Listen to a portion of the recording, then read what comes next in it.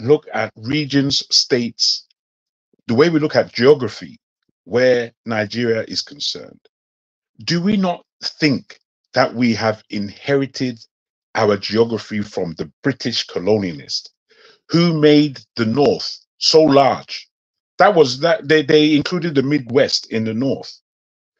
Where Southeast is concerned, if we are talking of Igbos in the Southeast, where we look at it geographically, we can see what they used to call Midwest. The opposite of that would be Mid-East. So, so the territories of the 5 states of the Igbo land, is this really the East? Because the East should really go to the border of Cameroon. But we call it we're calling it the East. It's not the East. You see, what needs to happen? We need to throw away everything that we've inherited and practically start again. Because all this thing that we're using as table tennis, it's never going to make sense. Because we're, as far as I'm concerned, as a Yoruba man, I would want to say the whole of Kogi is Yoruba land, but it's not. It is not Yoruba land in its entirety. There are too many other ethnicities there that are, and I'm not even the Igala and Yoruba, these are Yoruboid languages at the end of the day. They are very close.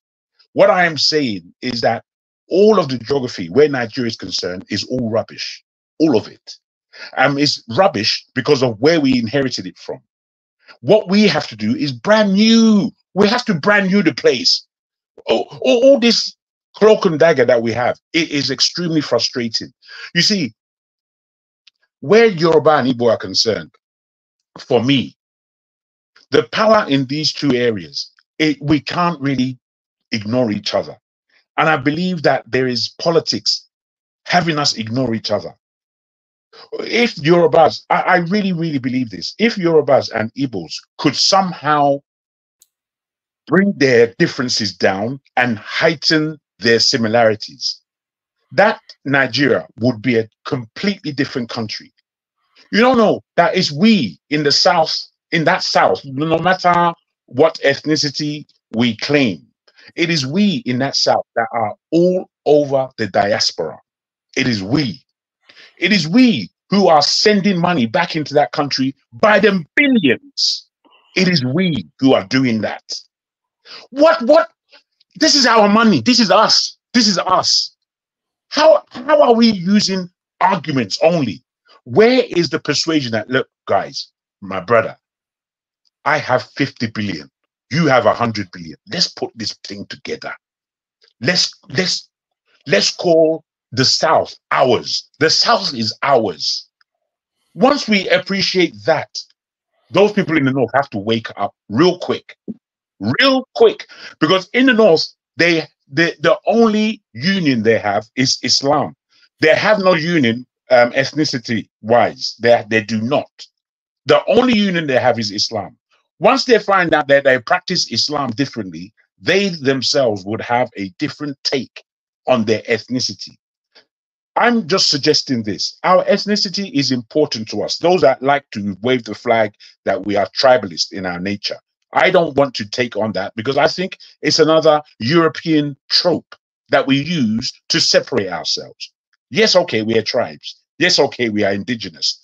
But the matter of fact is the power base is ours. Ours.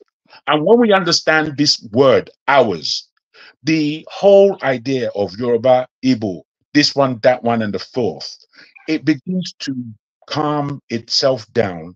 And we begin to understand that in this Africa of ours, we have over 2,500 different ethnicities, more in language, more so than anywhere else in the world. This tells us that we've got to teach the world a lesson about unity. What we argue too much is our disunity. And it's becoming perilous, especially at the time when we have our elite who are playing a completely different game than you and I. So I want us to, as proud as we are, I want us to somehow lessen our pride and really look at the demographic, geographical, political assuasions that we need to perform in order to press forward. We can't stay stuck in the mud. We cannot stay stuck in the mud. So all I want to put to all of us is that this geographical political designs that we have are firstly European and are secondly taken on by the elite in order to manipulate all of us and manipulate our pockets at the end of the day out of